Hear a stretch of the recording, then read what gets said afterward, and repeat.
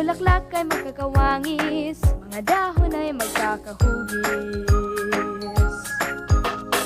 Hindi mo ba naitatanong, mundo'y may ayos na sinusundan? Sa math ninyo yan malalaman.